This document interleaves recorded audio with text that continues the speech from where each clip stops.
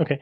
So I was wondering, more or less, let's start off. What was your career path? Did you have a straight career path, or it looks like you had a little winding career path, huh?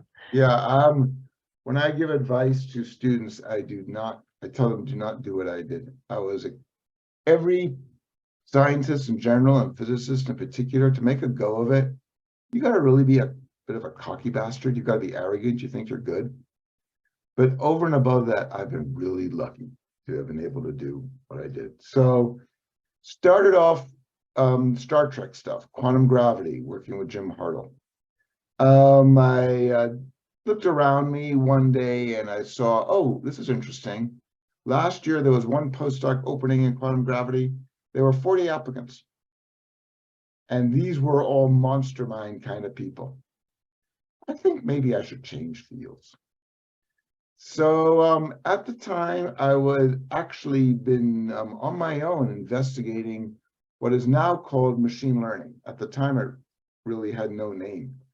And so I pretty much turned that into my PhD thesis, because at the time, many physicists were very, very interested in these kinds of issues.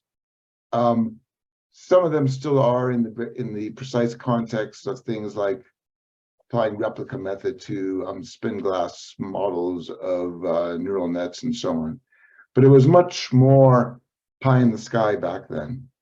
But so anyway, so I'm one of the big old farts in machine learning way back in the day. I was doing that first at what was then called the Complex Systems Group at Los Alamos, and then at the Santa Fe Institute. As part of that work, there were people back then, because as I say, everything was still wide open. There were many people who were making the claim, my optimization algorithm, my machine learning algorithm, my whatever, is a priori better than some other competitor algorithm. This struck me and some of my collaborators as prima facie, it just could not be. This was preposterous. We did some of the simple mathematics to actually prove that.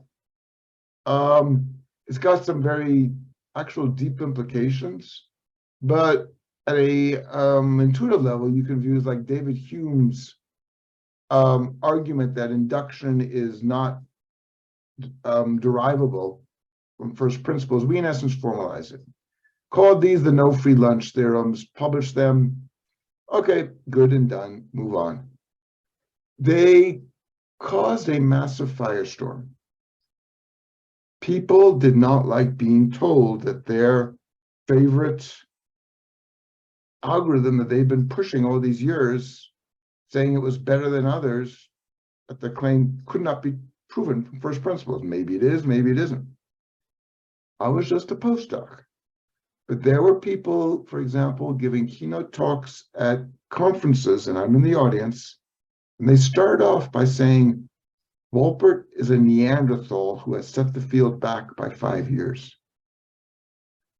People I did not know were sending me, this was, I guess, a version way back then of like being trolled. People I don't know sending me these vicious emails. And I was deluded. I thought, okay, let me go over into applying machine learning to in business, because I was doing some stuff at a machine learning startup at the time. Because the business world, I'm quite sure that because money talks, that it'll be much more the dispositive characteristics of what you're doing is going to be much more just actual quality rather than bandwagons. I went over to IBM Almaden Research, formed a group right there, and found out the hard way that no, you're not quite right. Really, academia is at least as good as it gets. So I gave up a lot of salary. I gave up a lot of power. I went to NASA Ames. I was doing research there for a long time. I left machine learning. Frankly, I got bored with it. I don't think it's all that scientifically interesting, or at least not the way the field was going. I started instead working on using economics principles to try to control collectives of many different, coordinate collectives of many different artificial intelligences like robots. Basically, model a set of interacting robots that are achieving some task as an economy, and use some of the things we now know from economics to determine how to actually run that particular economy. We call this collective intelligence. If you look in the literature, the first use of that phrase, it's me and my collaborators. And from there, I got into doing these kinds of things for, in aeronautics in particular, for like swarms of UAVs and stuff like this, of drones. And I was also at Stanford in part.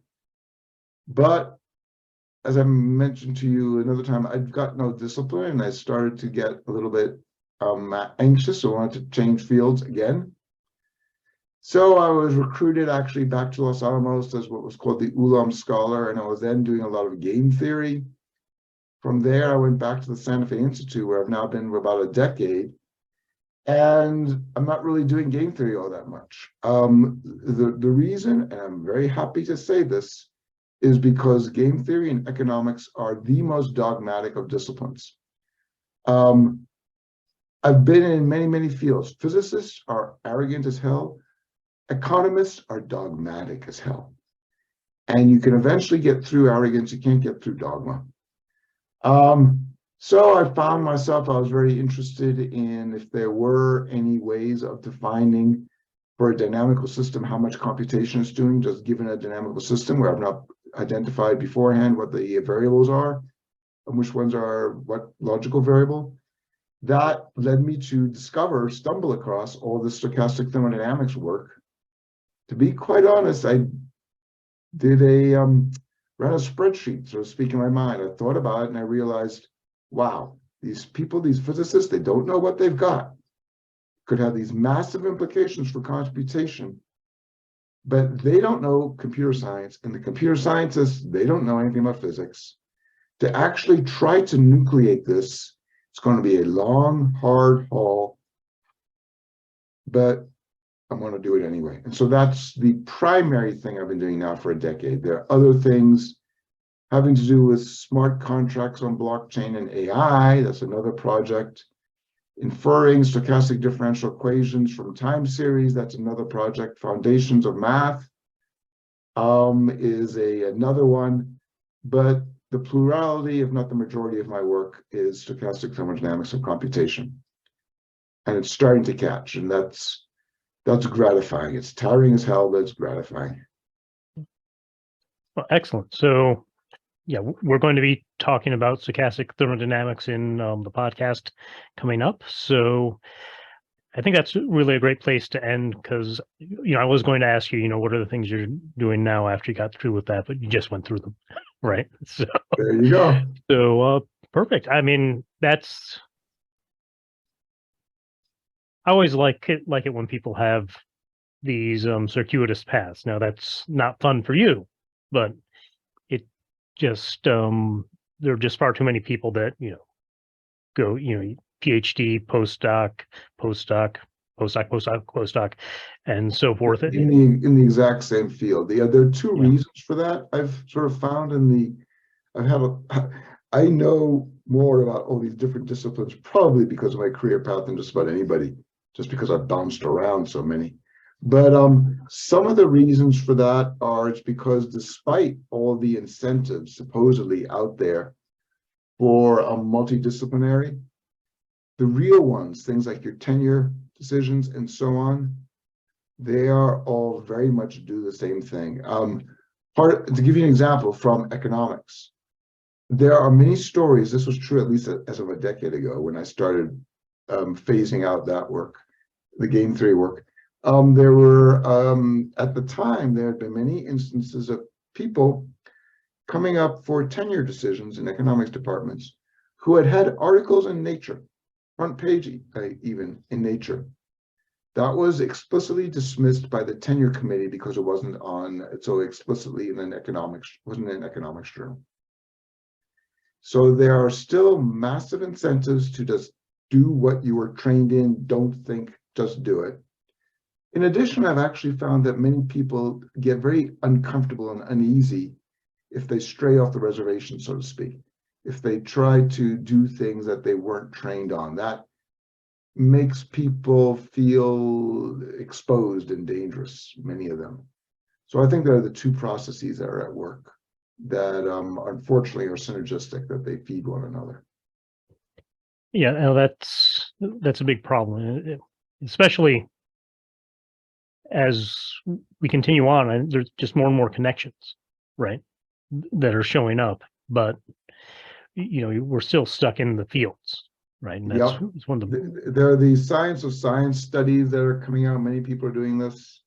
And there's a number of them from many different starting points that are concluding that the rate of innovation in sciences, all of them, has been decreasing very, very strongly in the past half century.